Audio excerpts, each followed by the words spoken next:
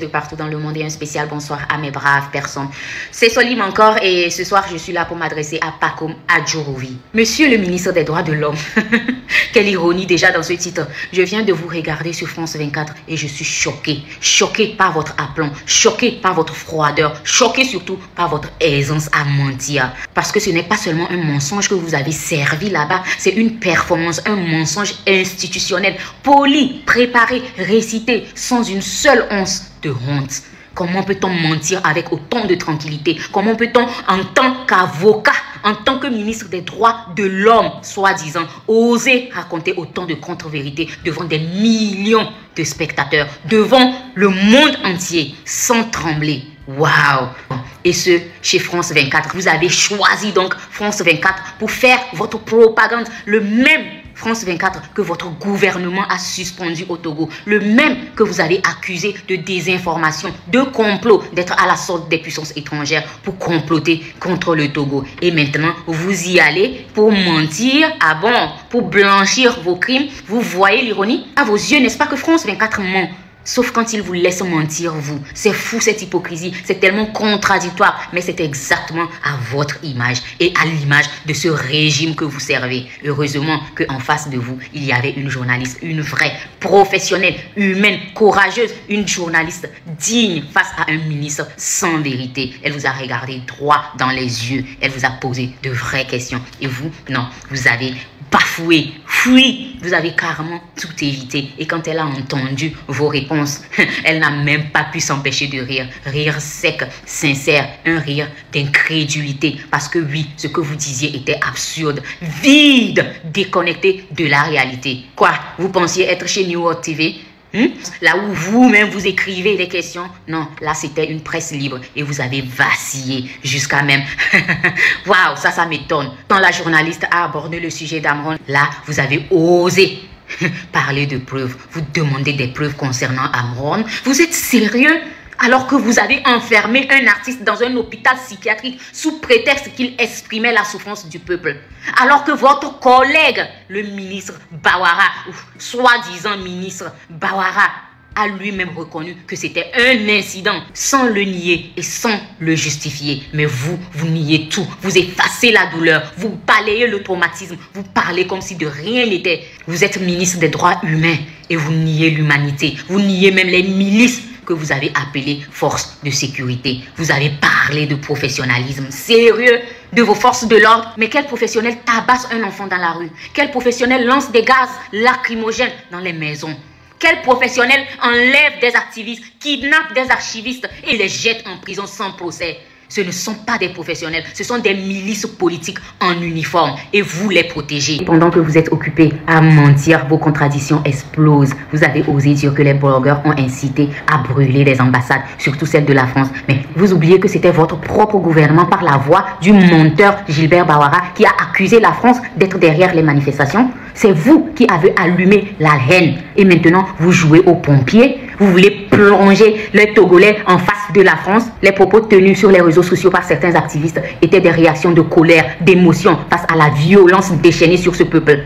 Pas un plan de guerre et personne n'a incité à aller brûler les ambassades, mais à protester, à manifester. Mais ça, vous le savez très bien, mais vous avez choisi d'instrumentaliser l'indignation pour vous faire passer pour la victime. Mais la seule vraie victime ici, c'est le peuple togolais, c'est nous. Vous êtes un avocat, vous êtes ministre, vous êtes censé défendre les droits de tous, mais vous défendez seulement le pouvoir. Vous êtes devenu le ministre des droits du régime, pas des citoyens. Un jour, vous répondrez pour chaque manifestant arrêté, pour chaque jeune matraqué, pour chaque vie brisée. Vous payerez, vous tomberez parce que le Togo aujourd'hui est un pays gouverné par un président invisible, officiellement nommé mais malade, absent, introuvable. Pendant ce temps, Faure Gnassingbé s'est autoproclamé président du Conseil avec tous les pouvoirs en main pour avoir imposé une réforme constitutionnelle sans référendum. Et quand le peuple a voulu dire non, vous avez répondu en nous tuant, en éliminant 7 Togolais, 7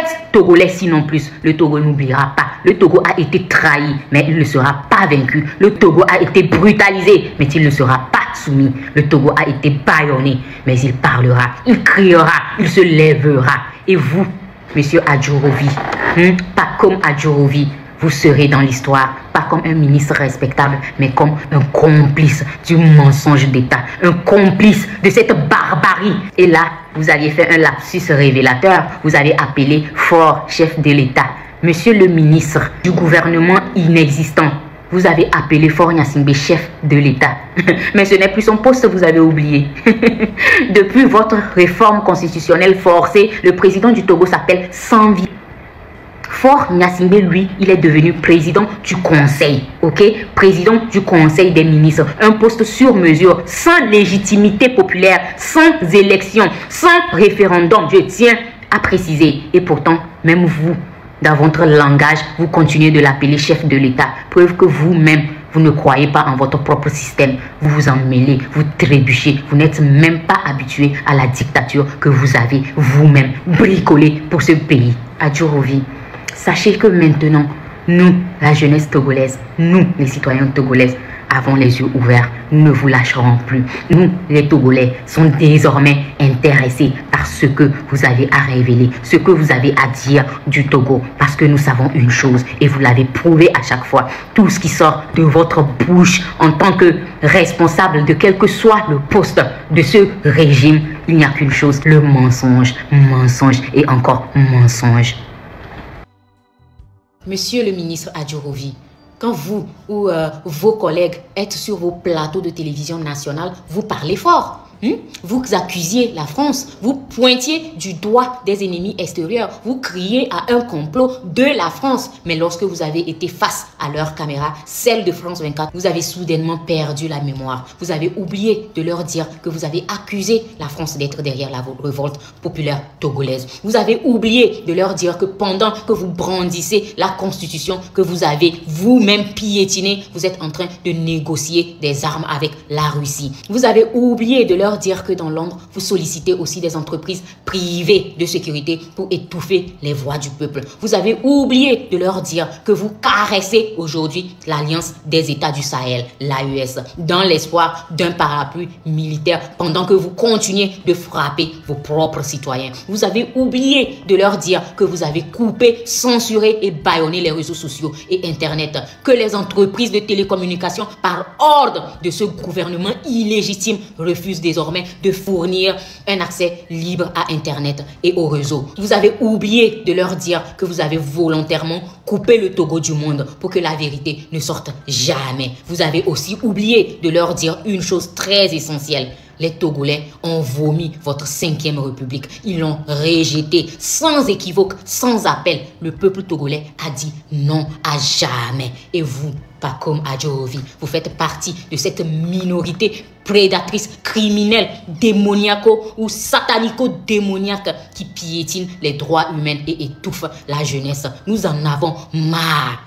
Au lieu d'assumer tout cela, vous avez préféré vous victimiser en déclarant même que vous alliez être fusillé de critiques après votre interview. Et oui, vous aviez raison parce que vous saviez que tout ce que vous aviez raconté n'était que mensonge, pur mensonge, propagande et dissimulation. Alors aujourd'hui, j'ai une adresse directe à France 24. Revenez France 24, posez les vraies questions, parlez aux activistes, à la société civile, aux journalistes indépendants, aux jeunes qui se battent. Cherchez la vérité auprès de ceux qui la vivent et non ceux qui la manipulent. Car non, monsieur le ministre des droits de l'homme du Togo, Adjourovi, les manifestations ne sont pas autorisées au Togo, même quand elles sont déclarées, même quand elles n'ont aucun lien avec le terrorisme ou la sécurité nationale. La liberté d'expression n'est plus qu'une illusion dans ce pays. La rue est confisquée, le droit est réprimé. Amron l'avait déjà dit. Amron, mon frère, tu l'as crié avec courage et dignité. Et je te dis ceci, un ministre des droits humains a osé nier ta douleur, ta séquestration, tes tortures, tes cris, tes pleurs, ta souffrance. Ce gouvernement ne comprend que l'illégitimité. Il ne respecte ni paix, ni patience, ni le peuple. Alors moi, je veux vous dire à tous et à toi, frère Amron, qui pense que cette révolution se fera dans le pacifisme. Je veux déjà vous dire que si un ministre des droits humains ose nier quelque chose que nous avons tous vu,